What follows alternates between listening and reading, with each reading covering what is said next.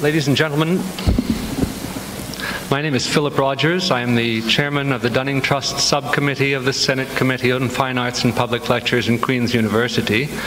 On behalf of the university, on behalf of the parent committee, and on behalf of the subcommittee, I welcome you to the first of this year's Dunning Trust Lectures.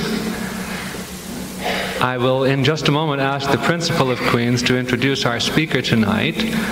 Before I do that, however, I'd like to remind you of the purposes of the Dunning Trust Lecture, which are to emphasize the freedom and dignity of the individual human person in society.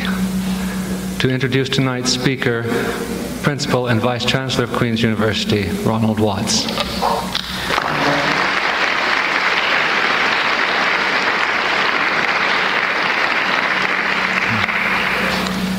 Ladies and gentlemen, the Chancellor Dunning Trust Lectureship was established as a permanent tribute to a beloved Chancellor of this university, Charles A. Dunning, in the hope that the inspiration of his life of public service would help future students to do their part in the service of humanity. And it was established under the terms of the Trust, as Professor Rogers has said, that it was to be directed to promote the understanding and appreciation of the supreme importance of the dignity, freedom, and responsibility of the individual person in human society. The Chancellor Dunning Trust Lecturer for 1980 is Dr. Hans Suyin, known throughout the world for her novels of human interest and romance, and for her books and articles about Chinese literature and affairs. The first lecture tonight will be on the topic, China's Perception of the World Today, Perils and Opportunities. The second, on Wednesday, is titled, Writers and Writing in China Today. I should take this opportunity to point out that in conjunction with Dr. Han's visit, Dr. Mark Hall-Amitin from New York City will present a slide lecture on theater in China at 8:30 p.m. tomorrow evening, Tuesday, October the 7th, in the Agnes Etherington Arts Center. Dr. Amitin is visiting Kingston en route to China, where he will continue his work on Chinese theater. In addition, the Agnes Etherington Arts Center will have an exhibit of Chinese porcelain from the Royal Ontario Museum during the period of Dr. Han's visit. Dr. Han is the author of 15 books of fiction, autobiography, history, and cultural analysis.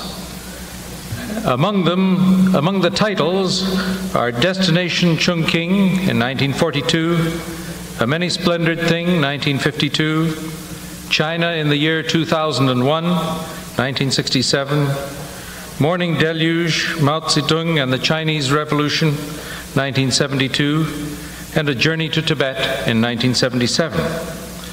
The fourth volume of her autobiography, My House Has Two Doors, was published earlier this year. Dr. Han was born in 1917 in China. Her father was Chinese and her mother Belgian. She was educated in Yenching University, Peking, the University of Brussels, and the Royal Free Hospital, University of London. After she became a physician, she worked first at the Queen Mary Hospital in Hong Kong and at the Johor Bahru Hospital in Malaya. Later, she had a private medical practice from 1955 to 1963.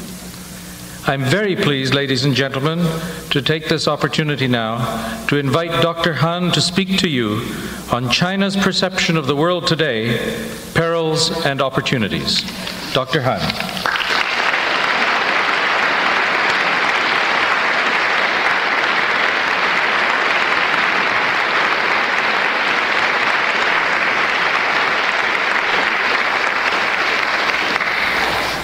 Thank you very much. Thank you, Mr. Chairman and other members of the Dunning Committee. May I take this opportunity first to thank you for doing me the great honor of inviting me to deliver these lectures. It is my first visit to your university, and I hope it will not be the last. I have come very often to Canada ever since 1959, when first I attended a conference called the Lake Kuchiching Conference on China. At that time, in 1959, the word China provoked very violent reactions in the West. China was almost an opprobrious term. And yet in Canada already, with the genius particular to your country, there were people interrogating themselves as to whether the continued ostracism of China was a good thing for the world. And in Kuchiching, we debated long and not always happily on whether China should remain an outcast forever because of her politics, or whether more sane, less furious, less emotional attitudes should prevail. I am glad that reason and the departure of many prejudices on both sides have enabled Chinese today from the People's Republic of China to come among you as students and friends, as they are today at Queen's University, and have enabled me to try to trace in what I hope will be perhaps stimulating perspective certain of the ideas which in the last 30 years I have been slowly cogitating about this phenomenon, the culture, the Chinese Revolution. Now, when people speak about a revolution, they almost always seem to think of it as an extraordinary act. An act, in other words, which does not fit into the ordinary pace of life. I contend that this view is wrong. I contend that, on the contrary, we are constantly, ever since the human being evolved from the Neolithic age, we are constantly undergoing convulsive, volcanic movements in many areas of the world, which I would like to look upon as almost or altogether revolutionary. In other words, I would like to give to the word revolution not a narrow political sense, as it has come to mean in the past century.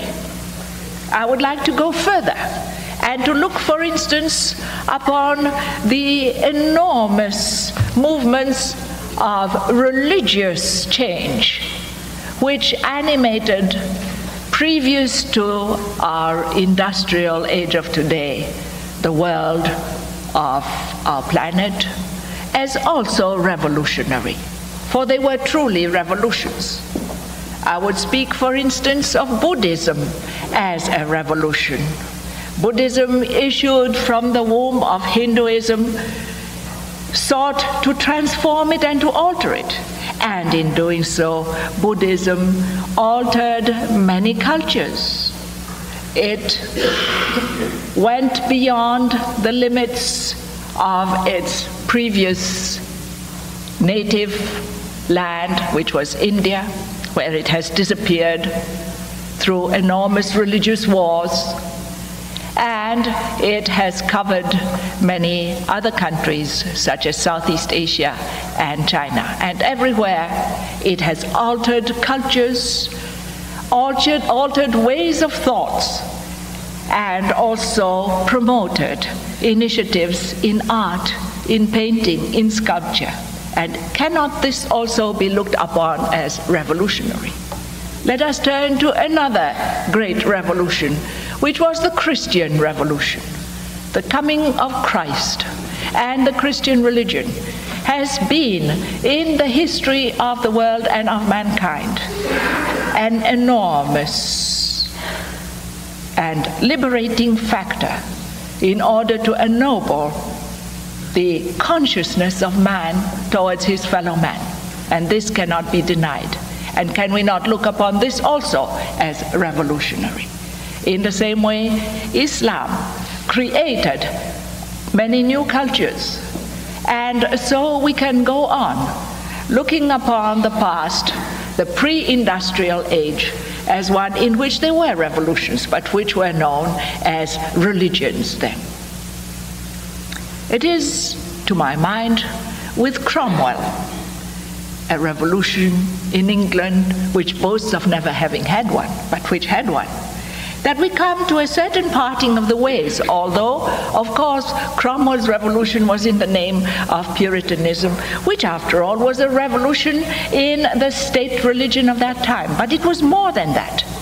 It began to assume political aspects, in that, to my mind, Cromwell's revolution, to use this word, for the first time shook what had until then been a kind of an absolute conviction, and that is the divine right of kings. I do not know whether, being Europeans, being Westerners, and not being Chinese, you feel as I do about this divine right of kings. I have always loved the figure of Cromwell only because of that.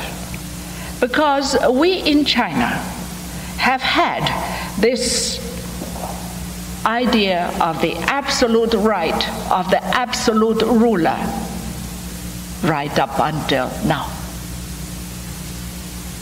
And therefore, to me, it seems that it was a very important thing that in England, in Cromwell's time, the first blow against this idea of the divine right of the absolute ruler was struck.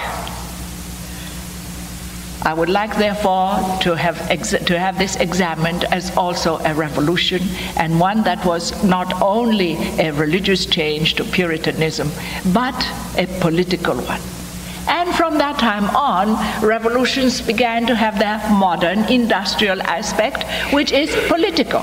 In other words, which detached itself from the purely spiritual, metaphysical aspect of a religious change and became instead a material and economic change. Therefore, we have the French Revolution. And the French Revolution, of course, denied that there should be any religion at all. And it created the great and very important concepts of liberty, equality, fraternity among all men. And even if these concepts were born in the blood of the guillotine, they were valid. And even though the French Revolution, like all other revolutions, suffered decay and in a way appeared to fail, it did not fail. For it is a very strange thing, my friends, that if you examine all these movements, especially the ones within the last 300-400 years, each one of them has been accompanied also by a sense that it has not achieved its goals. Each one of them, in its continuation, has suffered a betrayal of the ideals which had promoted its beginning. But at the same time, these ideals did remain, even though the primal impulse was lost.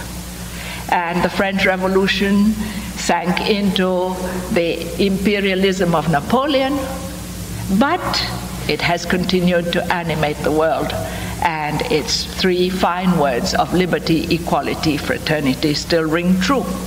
In 1830, in 1848, and finally in 1870 in the Paris Commune, it manifested that it still had an intense life. And this life of the French Revolution was prolonged way out of France into many other areas and many other countries, and it animated great impulses even in Asia.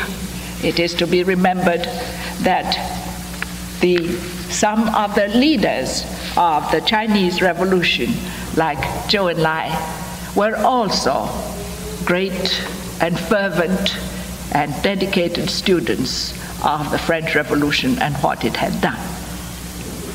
And so therefore, it seems to me we must look upon the Chinese Revolution within the orbit of these continuing great movements in the world, great movements which animate great masses of men and which make for change. And this is also important in order to understand the way the Chinese themselves perceive this world, perceive the role of their own revolution, and perceive the process through which it has come. In this, I will, of course, have to mention that the 19th century gave birth to Marxism, to the socialist revolutions, which in the 20th century were to begin in 1917 with the Russian Revolution. And after 1917, after the Russian Revolution, were to touch many countries of Asia. Not only China, but also, for instance, Vietnam, which also began to have its first Marxist revolutionaries about the same time, which was in the 1920s. Now, the point about this is the following. Unlike the French Revolution, which was born in France, which was made by French revolutionaries, the Asian revolutions of the 20th century were based upon theories which were not essentially Asian. They were 19th century theories of Marx, Engels, who were essentially Europeans, and who based themselves for their theories upon conditions in Europe prevailing in the 19th century. This is something we must remember when we look at the Chinese Revolution, and this is something which the Chinese today are discussing with very great seriousness and attempting to understand in what way and how the Chinese Revolution has had to make adaptations between this theory, which is an important one, and the concrete and material conditions of China itself.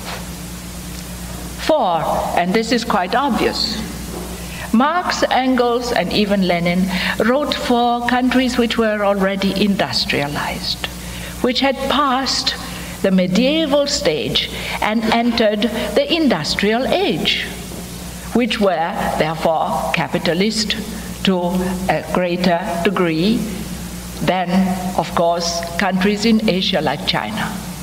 For China, when she started her revolution, was not at all industrialized, was not at all a capitalist country. She was a feudal medieval country still, and remains so until today.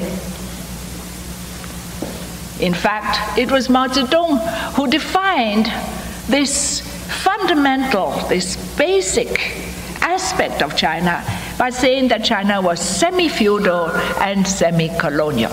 And this was an extremely clear and an extremely accurate description of the kind of basis on which the Chinese Revolution was going to start its changes, its fertilizing impulses.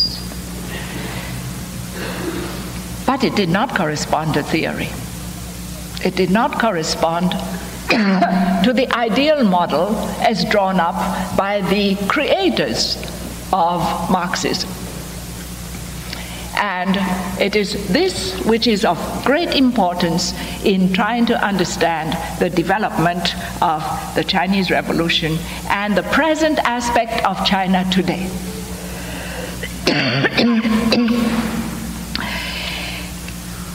The Chinese Revolution according to China's perception of itself and its history, and we must begin with this because it is on this perception that depends the perception of the world around China, began in 1840.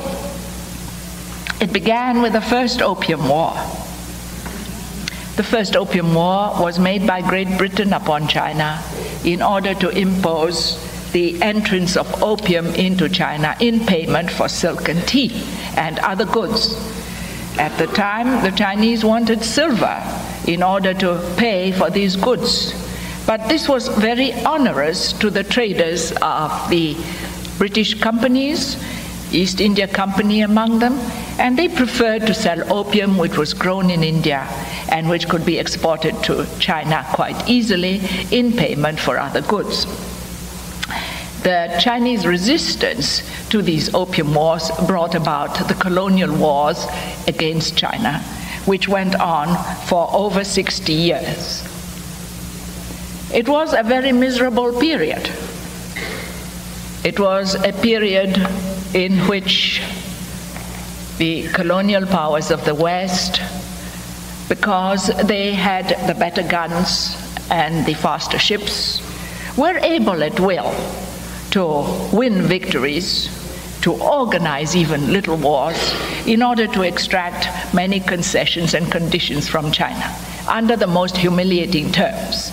Right up until 1949, they were called the unequal treaties imposed by force.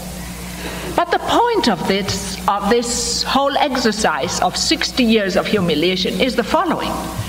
It is that the whole of the moral structure of Chinese culture was destroyed, or almost destroyed. For so many centuries, China had lived not only an empire enclosed upon itself, but a self-sufficient, smug, complacent, and satisfied empire, which had a material base which seemed quite adequate, despite the fact that, of course, it was shaken regularly by peasant wars and convulsions, which changed the dynasties, but did not change the system. In other words, despite peasant war after peasant war, and despite the rise and fall of dynasties, China always fell together, and it was always the same absolute rule of the absolute ruler which was confirmed.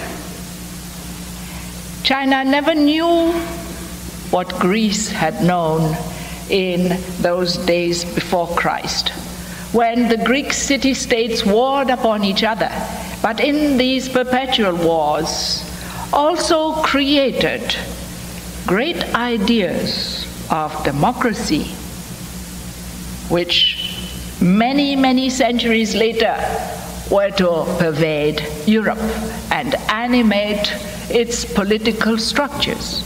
This did not happen to China.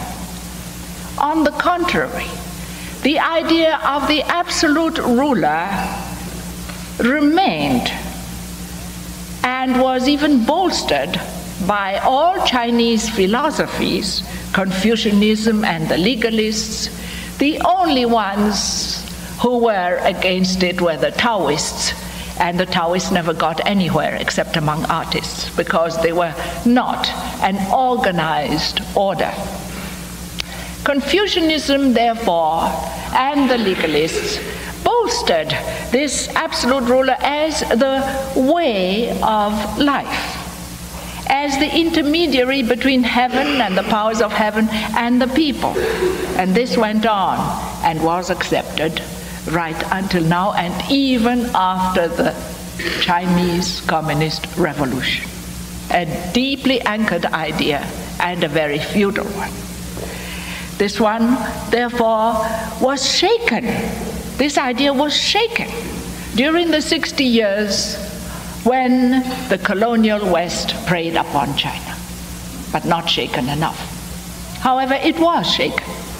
The first reformist movements in China in the 1880s questioned this absolute rule, and from these reformists, began to evolve a new concept, or rather two new concepts.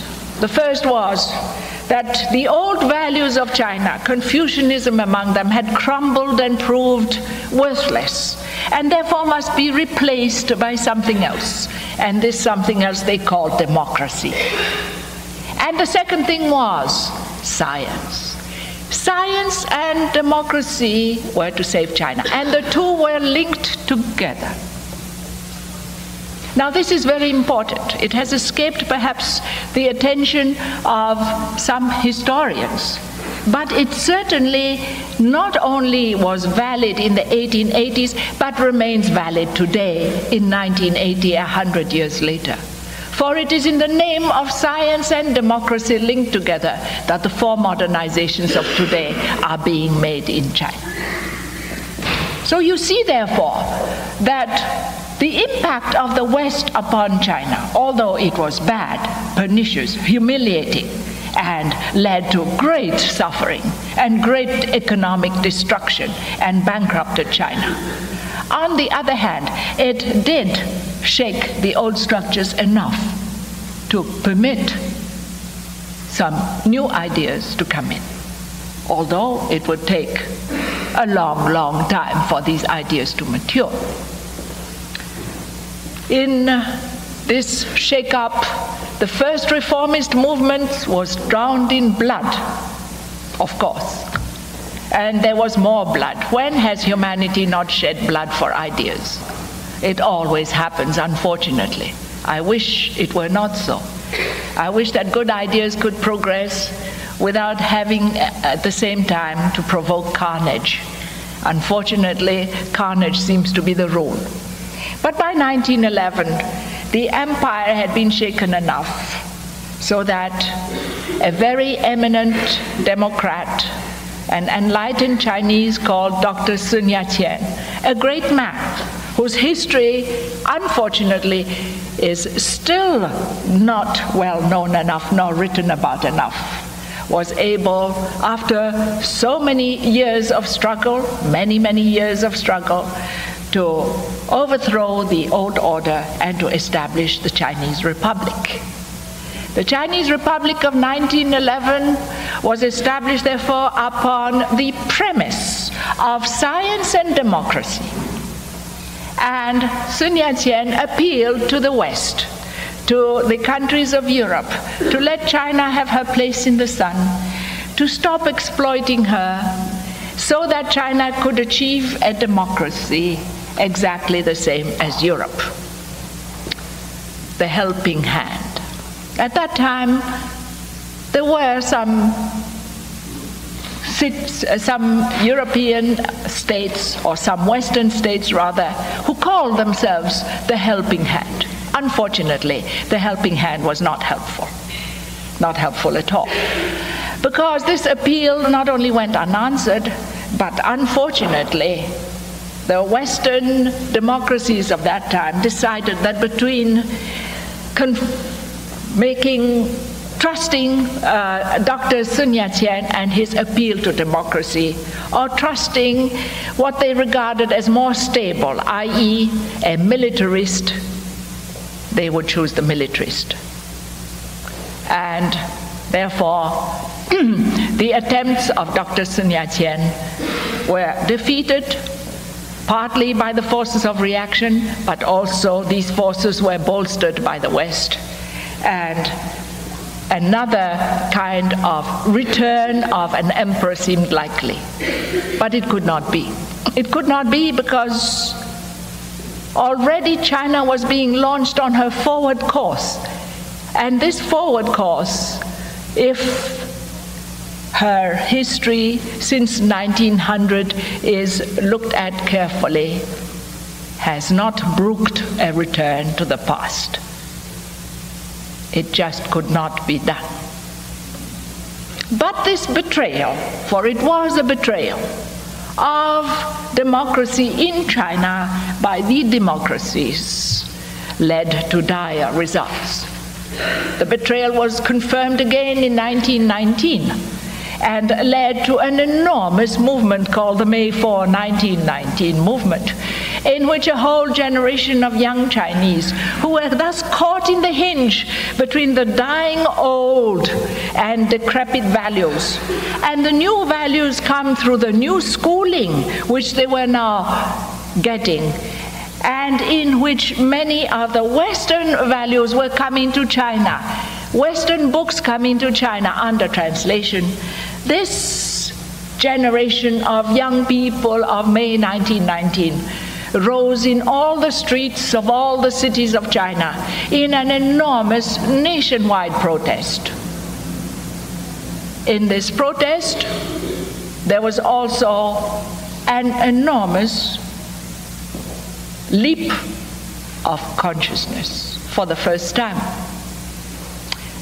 The youth of China understood that in order to be able to get China into the modern age, they had to get rid of feudalism, of China's old feudalism as well as of colonialism together. That both went together and both must go together.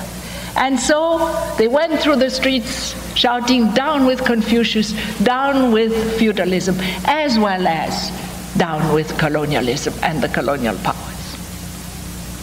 The May 1919 movement, of course, seemed to end in failure. These seeming failures are very deceptive. We must not let ourselves be caught by them. But if you read the newspapers of that time, it was looked upon as a great failure. However, it was not a failure, but it was a turning point. And this turning point was the following, that from that time on, an embittered young generation turned away from the West and towards Soviet Russia. And in 1921, the Chinese Communist Party was founded.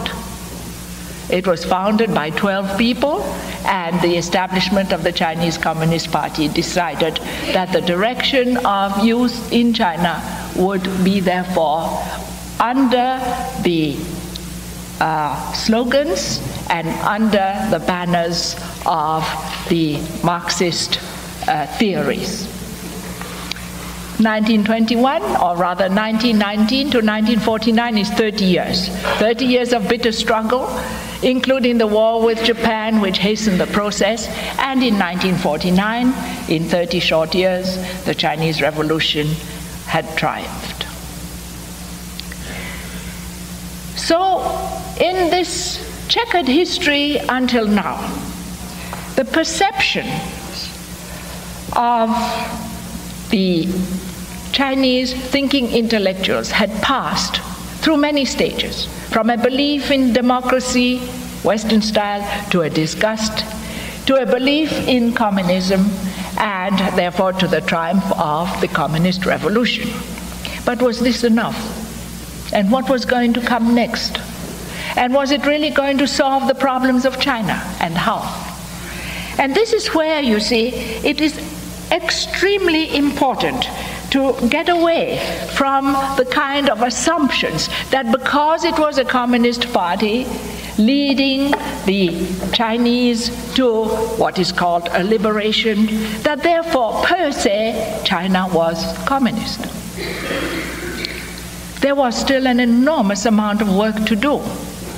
There was the reconstruction of a country which was absolutely torn by repeated and incessant wars, bankrupt and miserable. Reconstruct, but how? And who was going to help? And how was it going to be done? And what was the substratum upon which a socialist state, as it was called, since after all the goal of a communist party is to build socialism, how was it going to be built in China? And do you know, there was nothing anywhere to show how it could be done. Well, of course, you could say there was the Soviet model. But was the Soviet model appropriate to China?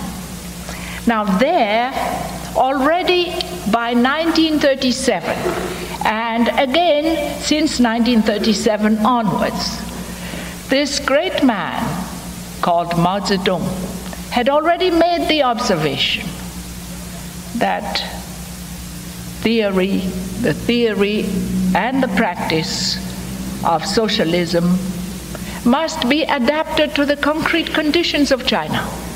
And these concrete conditions, therefore, would have to, willy-nilly, transform many of the accepted ideas on how to operate and how to implement these theories. Therefore, from the beginning, China had to evolve her own model. And there was no model anywhere to teach her how to do it. This is what has been attempted for 30 years. From 1949 to 1979, everything that has happened has been this enormous struggle to know how to achieve what began in the 19th century, when China wanted to modernize, to become equal to any other country in her industrial excellence, and to make her people prosperous, and to achieve at the same time a just society. These goals are the goals of the Chinese Revolution. The four modernizations are nothing new. They have been dreamed of for 100 years.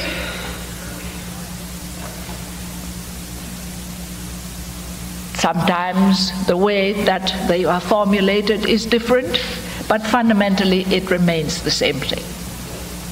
How to have her place in the sun, in equality, in progress, in prosperity, in industrialization, how to be a modern state, how to break away from the past, from these 2,500 years of feudalism, and become modern and enlightened, civilized, and also contributing her share to the rest of the world. And Mao Zedong put it when he said, China, being so large, has contributed very little to the world. We must do better. We must do more in the future. The four modernizations, therefore, are a very old idea as well as a very new one, and they should not surprise us. It is, on the contrary, surprising that we do not remember that in 1956, Mao Zedong talked about them, that they had been talked about by Dr. Sun Yat-sen way back in 1911, even if he did not put it quite in the same words. Now, the struggle in the last 30 years, as I said, has been the struggle in order to be able to achieve this. It is therefore important to remember this. The Chinese Revolution has always been inward directed. It has been directed towards China itself, and very little concerned about changing the rest of the world. In fact, Mao Zedong put it very clearly many times. Revolution cannot be exported nor imported. You cannot impose it upon others. And to walk armies into somewhere else in order to make revolution there is certainly not the Chinese idea of revolution. Revolution is, therefore, where China is concerned, a matter of perceiving her own problems and dealing with them first. And foreign policies are an adjunct of this, which remains entirely a problem of China itself, and of, therefore, bringing China through her own people and through her own efforts into the modern age. And once again, there, science and democracy were invoked. In 1945 already, Mao Zedong and Zhou Enlai approached an American mission, which at that time was in Yan'an, and said to them more or less this, that they felt that only America, because of her high technology and because she was a democratic country, could help China in the future. And they were quite prepared to make many concessions in order to be able to get American aid to help China to achieve swiftly technological and scientific progress. At that time also dates many of Mao's writings on democracy and new democracy. Unfortunately, once again, the helping hand was not there. And on the contrary, a great fear of communism pervaded America.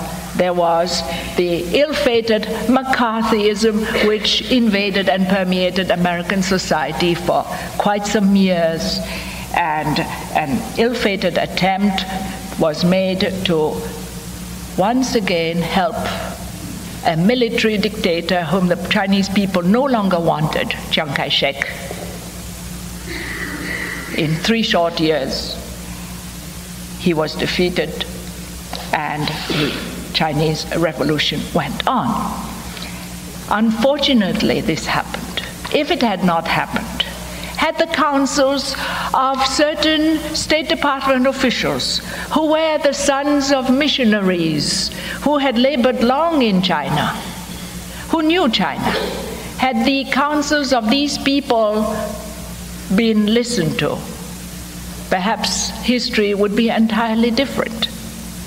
But they were not listened to. On the contrary, many of them lost their jobs in the subsequent McCarthy witch hunts, which for a while dominated the American scene. Therefore, there had to be 22 years of misunderstanding. I put misunderstanding in quotes. I don't want to use a harsher term. But they were very dolorous, very painful years because of the Korean War. The gap between America and China enlarged. Until today, the motivations of the Korean War are still not being fully understood nor being fully talked about. It would repay now that reason instead of emotion animates many people, perhaps to go back into this episode. The Chinese did not want to fight the Korean War. They tried very, very hard not to have to fight it. They warned again and again that so long as the American forces did not come near to what they considered was the danger point, which was the frontiers of China, they would not intervene. But if American troops forced their way right up to the Yalu River, then they would be forced to go in as self-defense. Unfortunately, the things were forced. And there was even talk of bombing sanctuaries beyond the Yalu River in China, and so on and so forth. It was a great misfortune that there should have been the Korean War. Some other people say that the Korean War was deliberately provoked by the Russians in order to get China to fight, and in order thus to be able to operate permanently a kind of a big gap, an enmity between America and China. I do not know enough about the whole episode to be able to say what was absolutely the truth of all these various theories. But I do know and I do feel that there should be a lot more study on this subject than there has been. After that, the Chinese adopted the Soviet model in heavy industry. The first 5-year plan, since it was the only source of aid and help in industrializing China, perforce the Russian plan and Russian aid was on the Russian model. And this model also had a great effect on modeling the Chinese Communist Party. Once again here, we must adopt an attitude of finding out what is good and what is bad about it. In a way, it did lay the basis for Chinese heavy industry. But in another way, the price was extremely high and extremely heavy. And by 1955 already, Chinese economists were realizing that it was not the model that China should follow. Therefore, in 1956 was evolved what unfortunately was not printed for almost 20 years. A very important document called the 10 Great Relations, which was evolved by Chinese economists, by administrators, and was finally given its shape by Mao Zedong himself, and which placed economic development in China on a totally different basis from the Soviet basis. Instead of having first heavy industry as its priority, and then only light industry and agriculture, and especially looking upon agriculture as the kind of source which could be exploited for accumulation for accumulation funds to invest in heavy industry, it was the other way round. China must first organize her agriculture, organize her light industry in order to supply consumer goods to the people, and then heavy industry in third.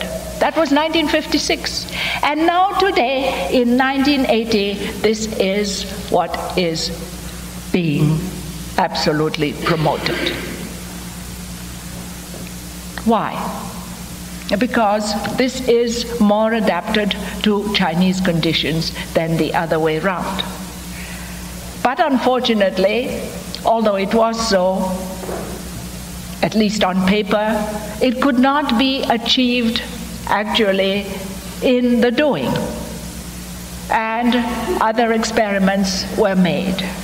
At the same time as these experiments were made, there was looming a great dispute between Russia and China. Now, this dispute also has made a lot of words, a lot of books have been written about it, a lot of ink expanded. I remember that in those days, because Mr. Khrushchev was a great favorite with the West, he was looked upon as a man of peace. And Russia was looked upon as becoming reasonable, whereas it was the Chinese who were bellicose, who wanted war, etc., etc. I think that now it is possible to see that the Chinese were right, because the Chinese began to warn even way back then about Soviet designs. Soviet designs as a new imperialism in order to conquer bit by bit a dominant place in the world and dominate many large areas of the world. Nobody believed them at that time. This is 20 years later. I think some of their predictions, more than some of their predictions, have come more than true.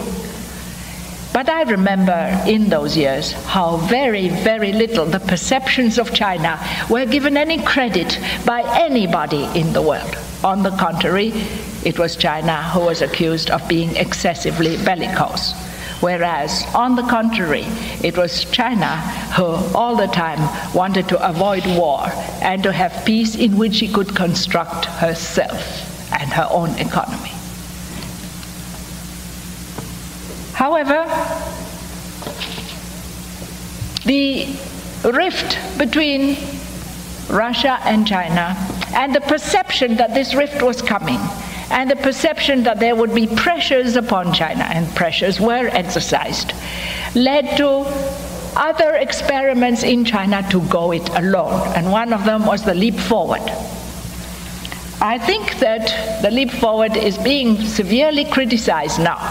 I, for my part, would like to look upon it in both ways. Certainly, it had very unfortunate effects in one way. But nobody can tell whether an experiment is going to work or not unless one makes the experiment. And one has to make that experiment and take the consequences. And so it was with the leap forward. I do not think that it was altogether a failure, but I do think that indeed it was hasty, rash, and premature, and that many things were done in a hasty manner which were not calculated to be able to succeed. The dominant error, perhaps, of the leap forward was that it tried to achieve by non-technological means, by the use of masses of people, what were actually technological projects. But technology was lacking, scientists were lacking, there were no machines, and therefore, in a kind of a fantastic experiment, people were used instead. Well, we shall see if later perhaps there are second thoughts about how the leap forward should be assessed. I have always looked upon it in both ways. Some of it was good, much of it was bad. One experiment. Still, it did not solve the way in which China should develop economically. Still, there was no one now to help. In 1960, Russia had withdrawn their technicians, and there was no aid forthcoming. There was certainly no help from the West at all. China was ostracized. America's hostility did not abate. And therefore, it was out of her own strength and left to her own resources that China picked herself up and tried other ways and means. And then came the Cultural Revolution.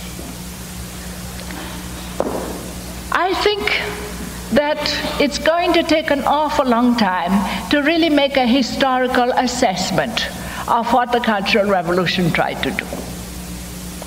Certainly, I think that throughout those years, Mao Zedong was haunted by the feeling that what had happened to Russia, its turning into an imperialism and abandoning its high ideals of the revolution, might happen to China.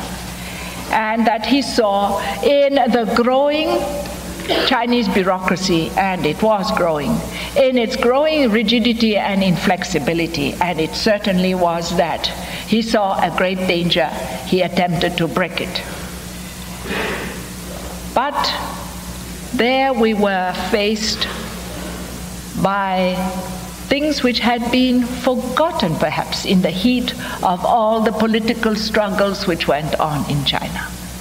And it was what Mao himself had said, that China was a semi-colonial, semi-feudal country. Meantime, during the first 10 years or so, there had been a lot of slogans. There had been a lot of theoretical arguments which were based on Marxism. Now, these theoretical arguments all accused capitalism and capitalists, and there was very little reference to feudalism. So that insensibly, the reality of China, which was essentially a feudal reality, was forgotten. And more one heard about the dangers of capitalism, a capitalism which was not present in China.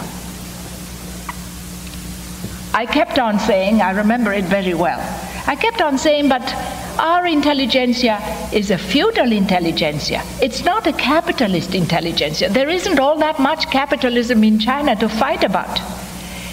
But these slogans, which were coined from the theory, began to obscure entirely the reality.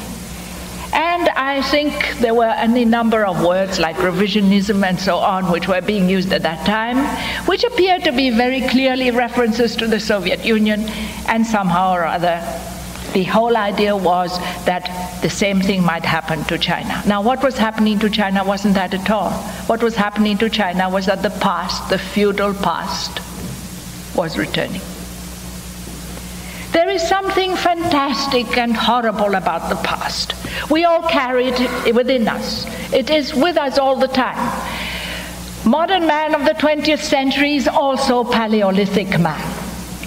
And in China, with 2,500 years of feudalism, every man, woman, and child is also infected with feudalism, including myself. I very often catch myself thinking in a feudal way. And a feudal way of thinking is extremely different from the industrialized capitalist way of thinking. This pre-scientific, pre-logical reasoning of feudalism is still with us in China, and we have seen it come back. We saw it especially come back in the Cultural Revolution. Now, the Cultural Revolution had noble aims. It had the noble aim of doing away with bureaucracy, with a bureaucracy which was said to be restoring capitalism. Now, that was an error. It couldn't restore capitalism because there never had been that much capitalism in China. But it certainly was a very feudal bureaucracy. And so therefore, what happened was that the Cultural Revolution's aims were betrayed by the very people who were supposed to lead it. After all, no revolution can be betrayed by anybody except the revolutionaries. They are the ones who betray it, if there is a betrayal to come. It was betrayed because of this enormous growth through and beyond the revolutionary slogans which were being used, of a feudal wave which became more and more perceptible as the years went by. And this feudal wave, we can see it now. It's easier to see it, of course, after the event. It's very difficult while one is undergoing these throes, these ups and downs. It is very difficult to see it. But we can see it now. We can see it now, and we can understand it much better. We can see it because it was predominantly also anti-intellectual. Now, this anti-intellectualism was actually a throwback of the old peasant feudal mentality in the enormous peasant revolts against the mandarinates of old. Always in China there has been this dichotomy between the intellectual literocrat, who is also the establishment, the civil service, who runs the country, and the ordinary peasantry, who labor and obey. And this goes right back for centuries. And so it seems to me, this is my idea, that the anti-intellectualism which began during the Cultural Revolution, and which was to assume such a large proportion such large proportions, was really a throwback to the past. There were other elements, of course, which showed that instead of having what the Cultural Revolution had proposed to be, that means large debates, that means really an appeal to the people to express themselves, that it had become instead manipulated by a few and was not at all an expression of freedom. And therefore, the Cultural Revolution failed, or rather was, instead of bringing what it was supposed to bring, a liberation, what it was acclaimed in the first years by many millions of Chinese, many millions of young people who believed in it, a liberation, it brought, on the contrary, another tyranny. This tyranny came to an end in 1976 with the arrest of what is known as the Gang of Four, i.e. the four main leaders of the movement who manifested themselves.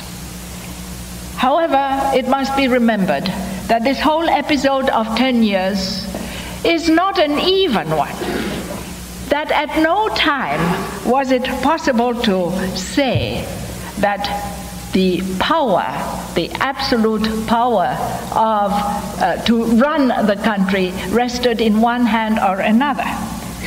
I have in my book delineated how there were ups and downs in it.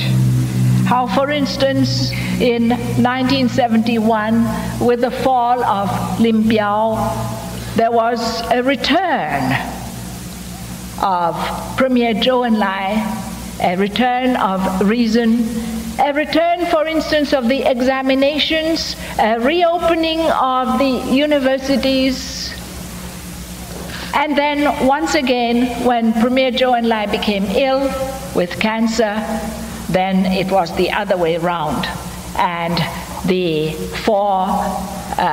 Gang of Four, as they are called, then began to assume more and more power.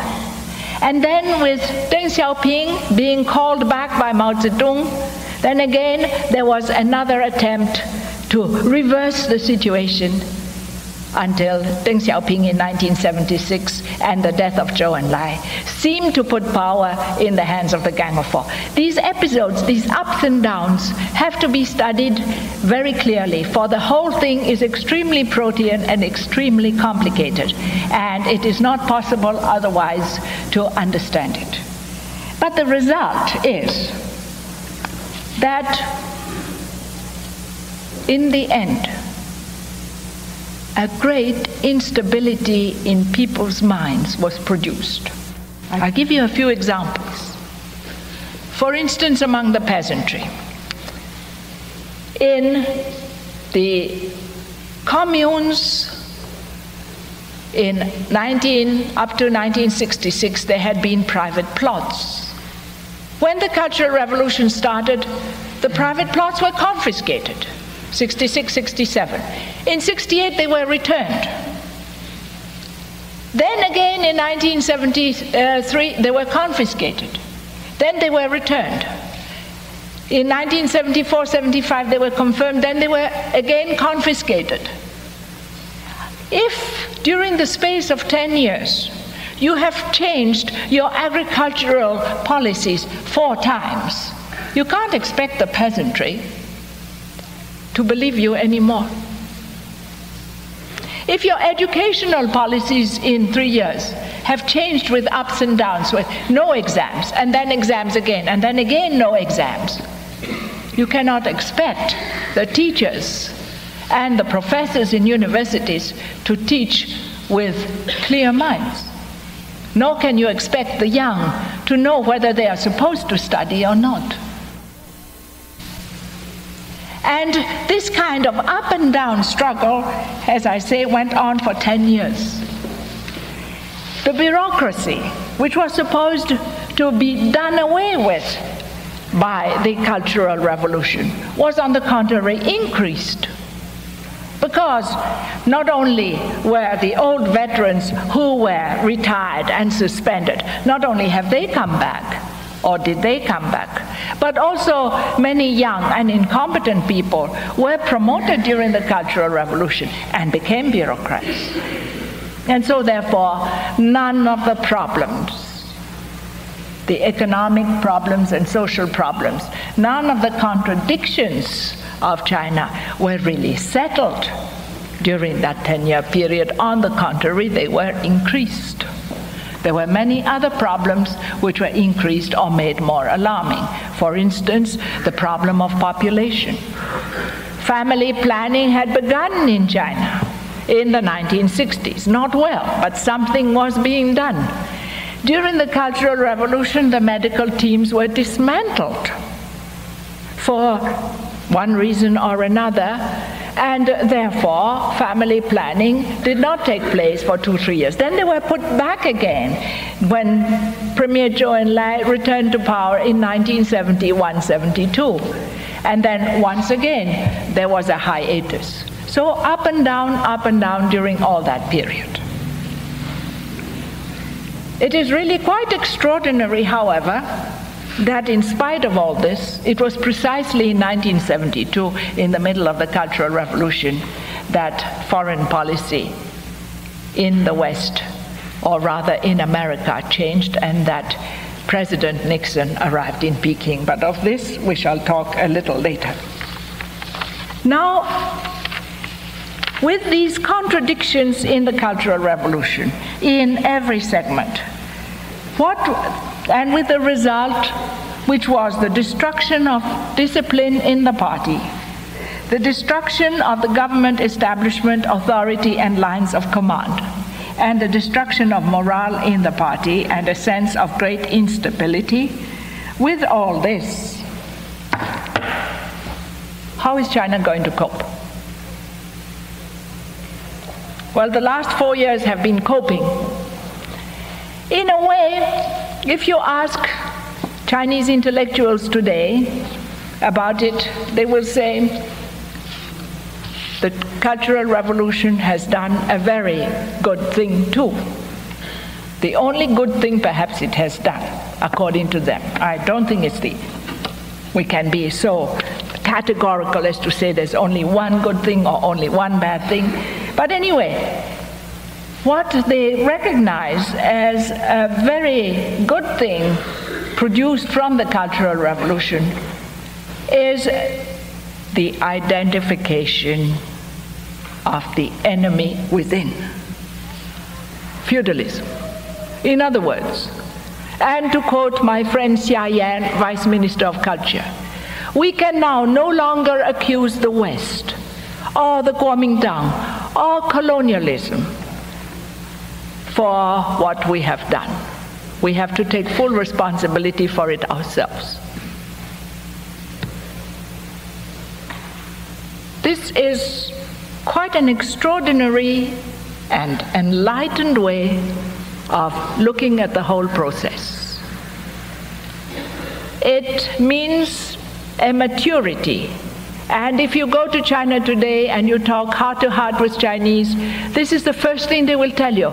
We feel we have matured. We feel we have had a terrible lesson. But perhaps this lesson has made us mature. It is a very mature way of looking at it, of looking at history.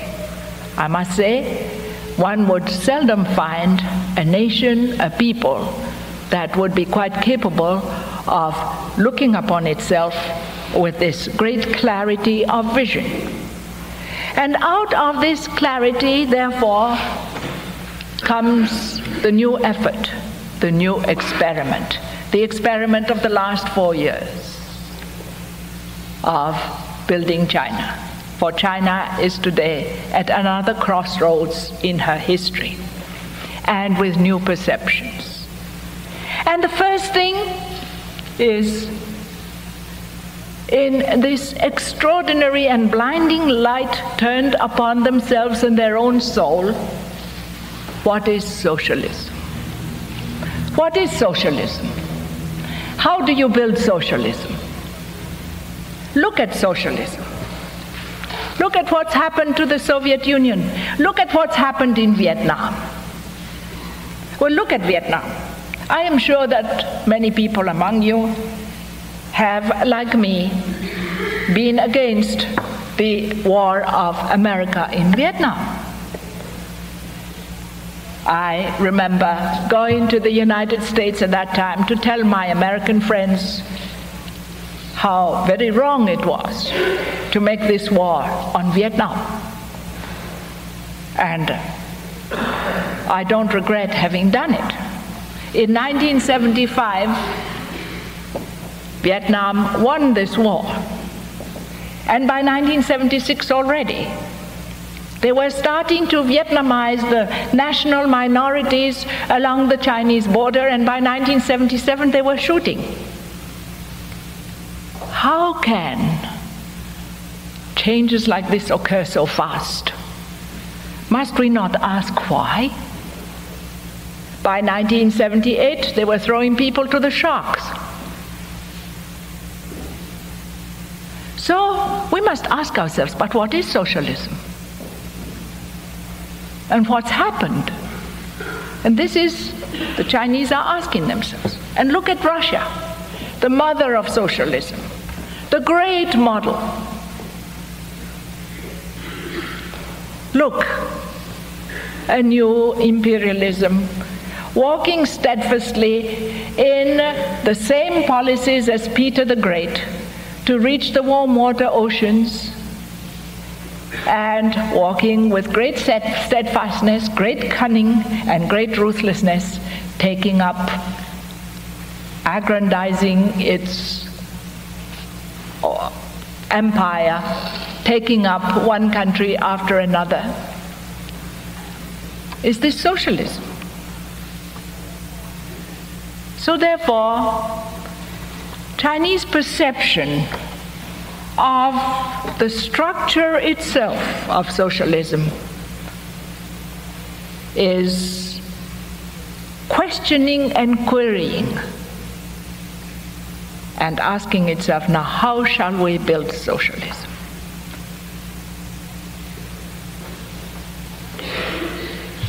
What shall we do? Well, I have had very long talks in China recently with the people who run the State Planning Commission, with economists, with writers, with many other people, with the Foreign Minister, Mr. Huang Hua, and so on. I will put it in a nutshell for you. Perhaps the best explanation is the one that was given to me by Mr. Yao Yilin, who is Vice Premier, who is in charge of the main economic plans. And he said, China is an immense laboratory. We are in the midst of many experiments. We still have to experiment to find which is the road that China will take to achieve a just society without exploitation, to achieve the four modernizations for herself. And because of this experimental phase in which we are, many people don't understand what is going on. For instance, some people say we are going back to capitalism. Well, we can't go back to capitalism, we never had it. We had it in very, very small quantities in some cities, but fundamentally China was feudal and remains so in many areas. Other people say we are doing this, that, or the other, which is wrong.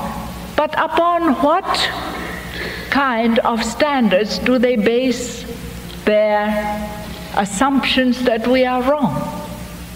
Upon preconceived notions that certain things are not socialist and other things are. But who can tell what is? So we have to experiment.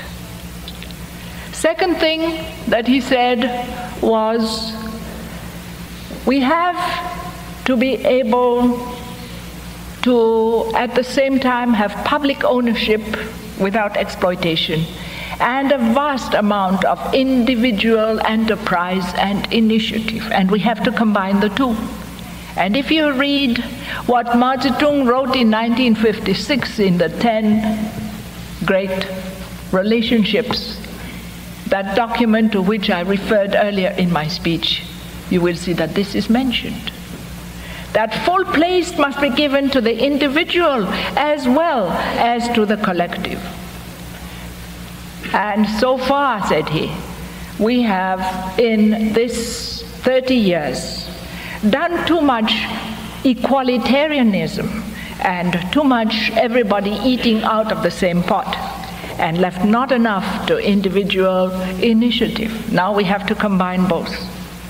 And so China is a vast field of experiments, and you will not find two areas which have exactly the same way of handling their problems. So that if any of you go to China and are shown, say, a commune, or are shown a city or an enterprise, and go away with the idea that that is the model for China, that is not.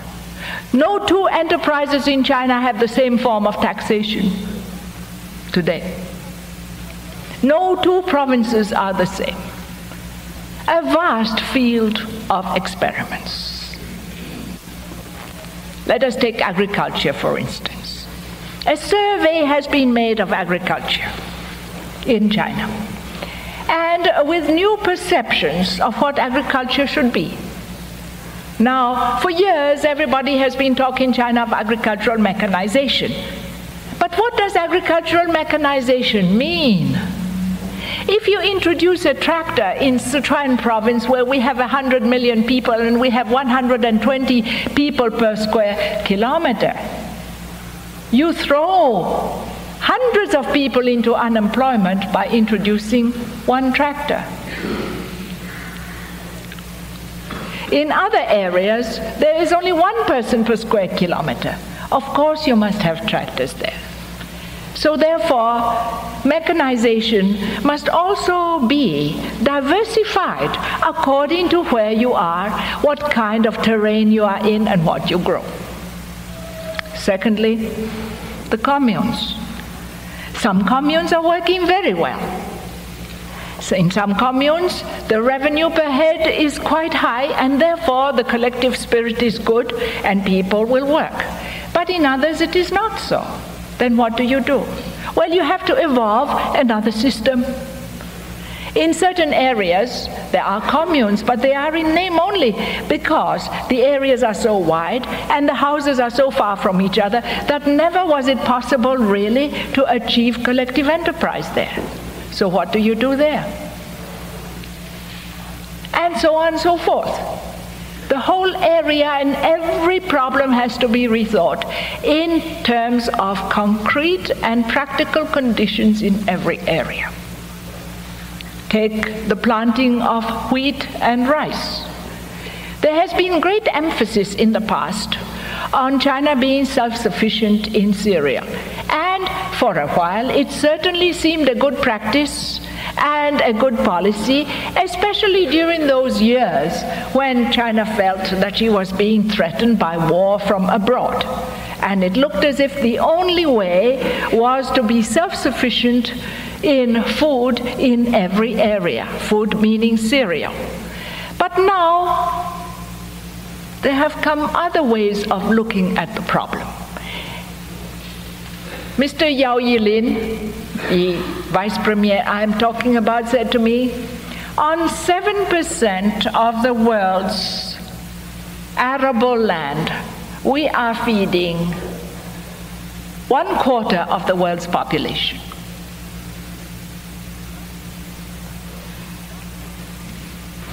But we have not enough land. Therefore, if we go on with this policy, we are going one moment to become a cropper. However, we have enormous amount of pasture land which we have not used, because the Chinese essentially, all through these centuries, has been geared to what is called the hydraulic culture. In other words, dig canals, bring water, make fields, and grow wheat or rice, and cut down forests. But now, if you rethink your agriculture in terms of using your pasture land, 50% of China can be used as pasture land. And we therefore can change the diet completely. Eat far less cereal and eat much more meat. We can use fisheries because we have thousands of lakes and rivers. And we can eat fish much more than we do. There are whole areas in China where nobody eats fish. For instance, Tibet. The rivers of Tibet are full of fish, but no Tibetan will eat a fish. Why? So these enormous schemes of today are a total rethinking of the Chinese land and of its utilization in agriculture, for instance. I can't tell you how it's going to turn out. I can only tell you that this is the kind of thinking that is going to create really a new agriculture, and one that gets away from the stereotype of just put in some tractors and every problem is solved. It is not solved. There is the problem of forests. China has the least amount of forests in the world, the least amount of forests in the world, and trees keep on being cut. Now there are going to be special communes and teams to look after trees and forests and to be paid for them as if they were plantations. and in order to keep up the afforestation and to extend it. Because if we go on keep cutting our trees, especially along the Yangtze River, if we go on keep cutting our forests as we do, we're going to have tremendous erosion. And if we have erosion, there's no electrification possible. No dams are possible because of the silting. And if we do that, once again, we'll land into a jam. There is the use of energy power. We are only using 3% of our hydroelectric power. We have 97% more that we can utilize. We have coal. We can utilize that. But how? In what way? There are enormous problems, and they all have to be solved. But now they are being seen with clarity and vision, and they are being seen not as blanket things, but as individual experiments here and there, adapted to each area, adapted to the material conditions of each area. Well, perhaps this is a good way of tackling the problem of China, but it is a new perception of the total area of China and of its problems. I think that in education and in other ways also, there are new experiments being made. But do not go away with the idea that all these are permanent. The one thing that I came away from my interviews with Mr. Yao and other people, the one impression I came away with is the enormous flexibility which accompanies these. The idea of revaluing and re-evaluating every one of the concepts in order to be able to perfect them and to make them work. And perhaps that is the way that finally this last experiment of ours started about 3-4 years ago, and which is going on, is going to succeed. It has to succeed.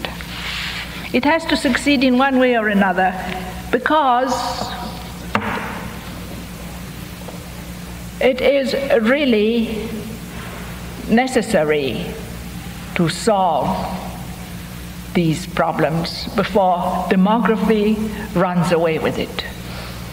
In many third world countries, the problems are urgent, and they are urgent in China. And therefore they have to be solved, and perhaps that is why they will be solved. For instance, the demographic problem is one which is going to be very hard to solve. But precisely because it is hard, it has to be tackled energetically. We can no longer be lackadaisical about it. China is near to 1 billion people, and 64% is under 29 years old. So that even if they have only 2 children each, we're going to be pretty near 1.5 billion in a very short time. Therefore, family planning has to succeed, and it has to be done thoroughly and drastically. There are many other problems, and these are human. There's the problem of the bureaucracy. The bureaucracy is always with us, as you know. It exists in every country, and in every country it's a plague. And it is a plague in China. It is a plague because there are many of them, and many of them are incompetent. Now, why are they incompetent? Well, this is a long story, and it is not the fault of the bureaucrats, but it is also due to the conditions in which the Chinese Revolution was made. After all, the Chinese Revolution was made through sweat and blood and fighting, guerrilla fighting. And the people who did this guerrilla fighting were wonderful people, brave and courageous and resolute and steady and ready to lay down their lives uncomplainingly. They were, for the greater part, peasants. And when they came into the cities, they knew a lot about villages, but they knew very little about cities. And yet they had to administer cities, and they had to administer universities and hospitals. Who else could do it? So don't blame them entirely for being a little bit incompetent. After all, they spent their lives working. But it has produced a problem, and the problem is the retooling of the bureaucrats. There is also the problem of enterprises. Now, nationalized enterprises means that the government has to pay the workers and cannot fire them. They can come to work or not come to work. They can work or not work.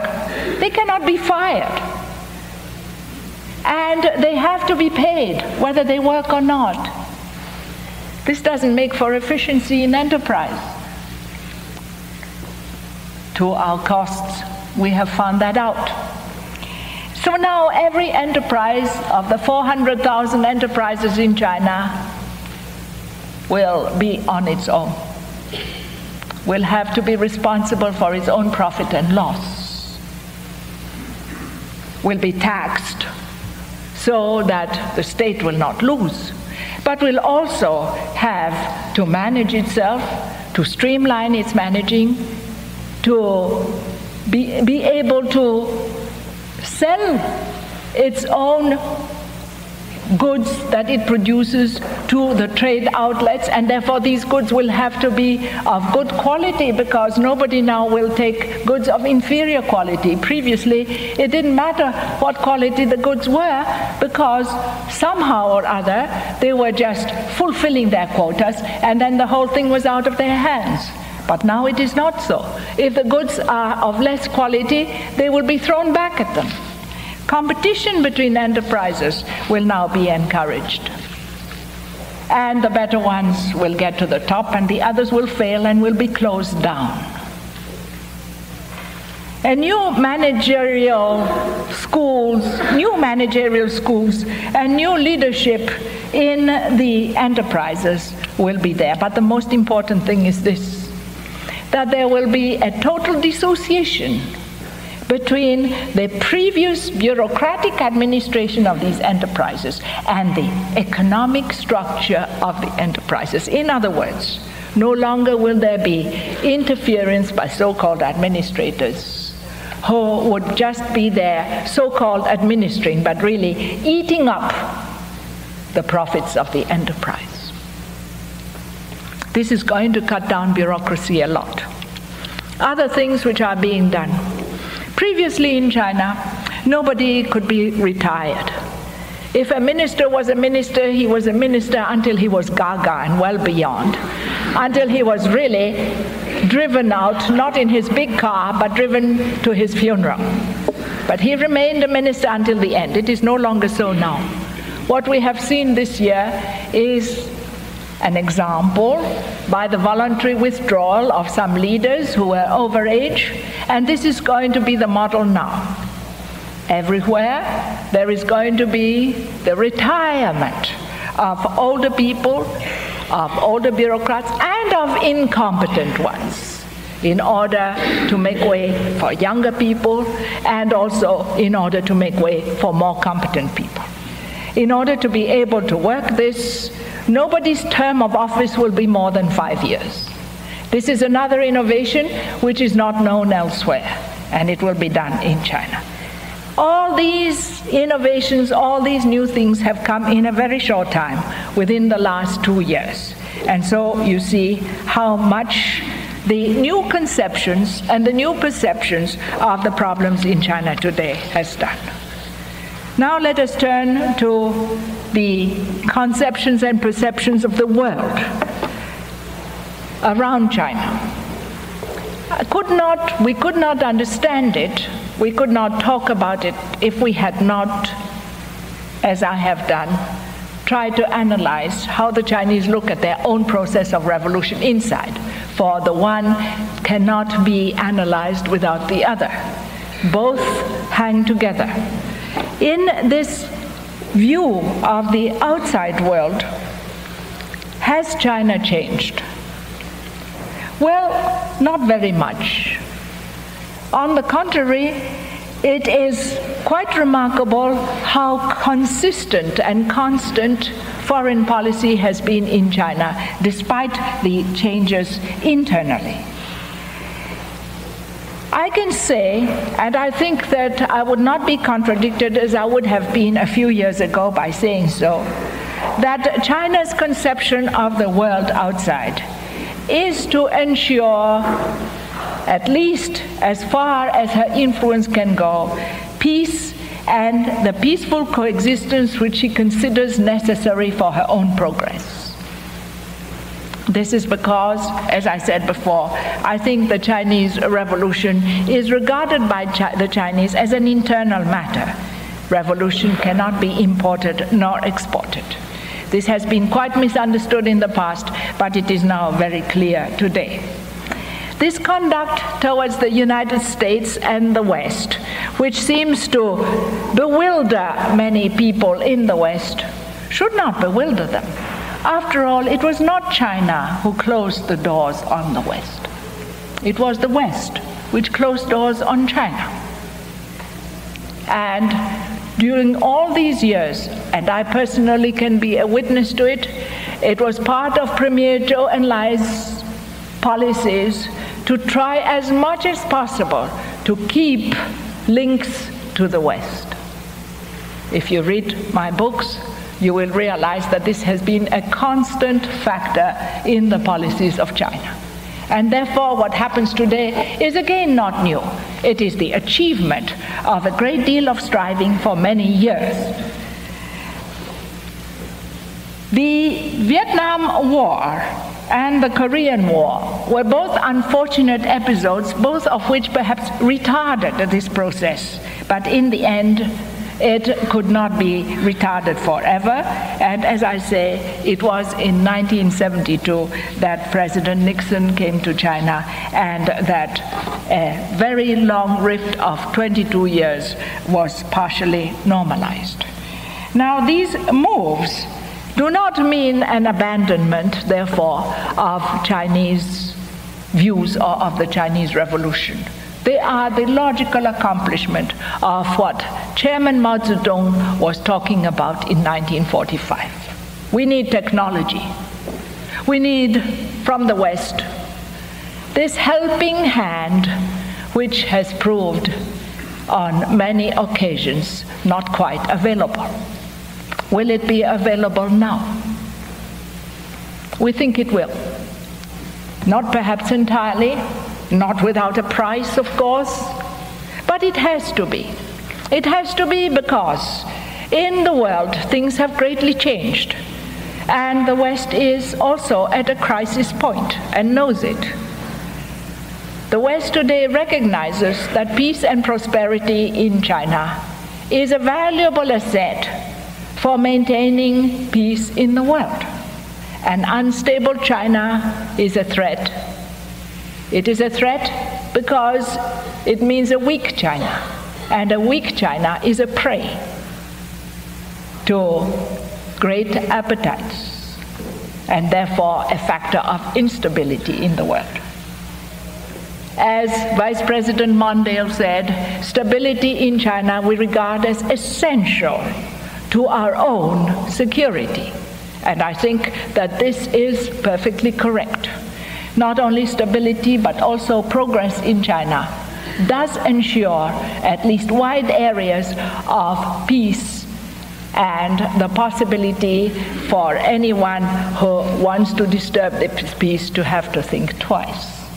And therefore, from this point of view, I think the Chinese perception of the world today as an opportunity in which what we have been hungering for and wanting for almost 100 years can perhaps at last be achieved. That is, with the help of Western technology, to give to China at last a little spur that it needs in order to build up its own technology, in order to be able to exploit its own resources and to become at last a prosperous, industrialized country with a people whose standard of living will have risen, and risen very much. I don't think that the Chinese leaders expect the people of China to be as prosperous as, say, in America, or to have the same kind of revenue per head.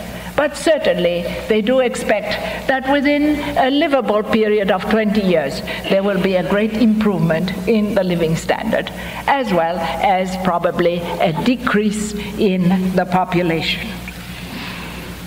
And so, my friends, this is the way that China looks at the world today. They quote very often in China what Zhou Enlai said at one time, that in this world of today there would be great reversals, great breakups, and new alignments, and that the whole of the world would be in turbulence. It is a turbulence that can lead to war, but it is a turbulence that can be checked. And it is on checking the possibility of war that China is intent. China does not want war. She does not want war between the United States and Russia, as the Russians are constantly saying. She wants, on the contrary, peace to be preserved, and looks with great gloom upon the mounting dangers of war. War can do no good, nowhere, to anybody. And yet, we see all the time now that there are focuses of war. These focuses of war are still in the third world. And they are likely to increase in the third world because the non-aligned movement is finished. There is no more non-aligned world. It has been ripped to pieces. And now there's a kind of free-for-all, each one for himself or herself, leading to more danger of war. In this danger of war, there is always the possibility of the interference of this vast and predatory empire which is on the march. And this would be a very bad thing for everyone in the world. This is the way that the Chinese look upon the situation today. And therefore, what they are asking for, what they suggest, is not military alliances or military treaties, but a firmness on the part of the West to hold back the tide of military advance by saying, thus far and no further, by refusing to condone invasion and by refusing to condone aggression. They have pinpointed two foci. One is in the Gulf area, threatening the petrol of Europe, because the battle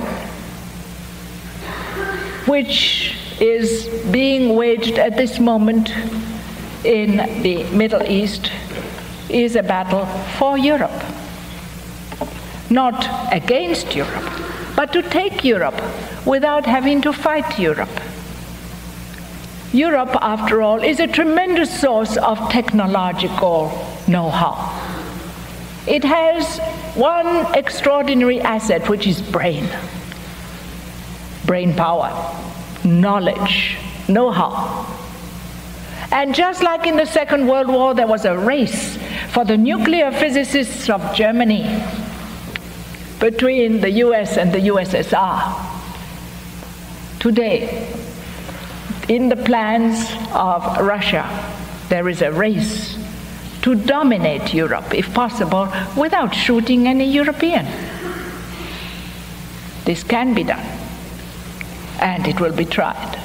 This is what the Chinese see, and that is how they see it. That is why they say the USSR until now has most successfully put almost all its assets, most of what it earns, into military power, because the way they see it is this: first military power, and then when we have conquered enough, and then we can give the consumer goods and everything else, because when we have Europe, then we have everything, which is quite true.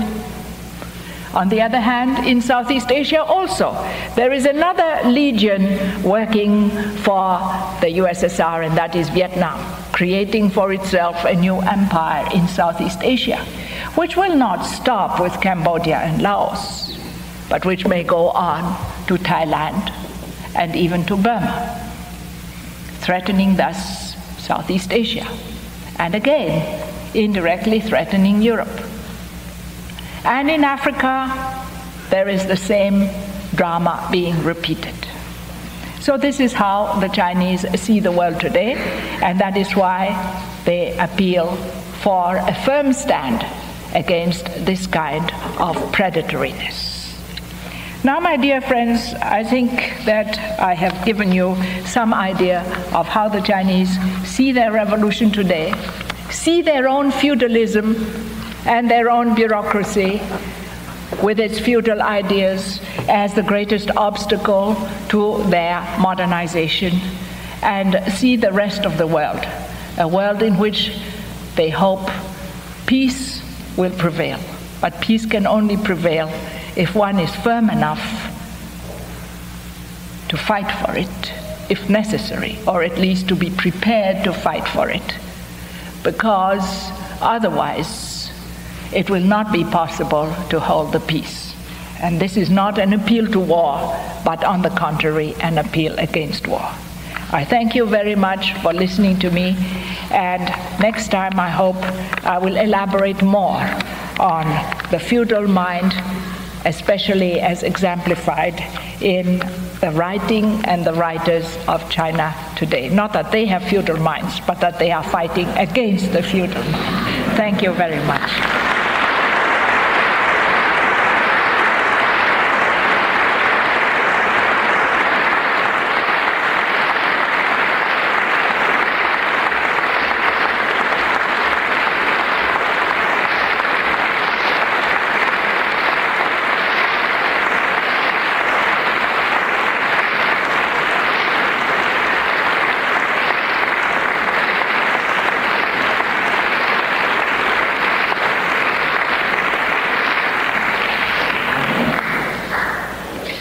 Ladies and gentlemen, I will ask Dr. James Leith of the Queen's Department of History on your behalf to thank Dr. Han for us.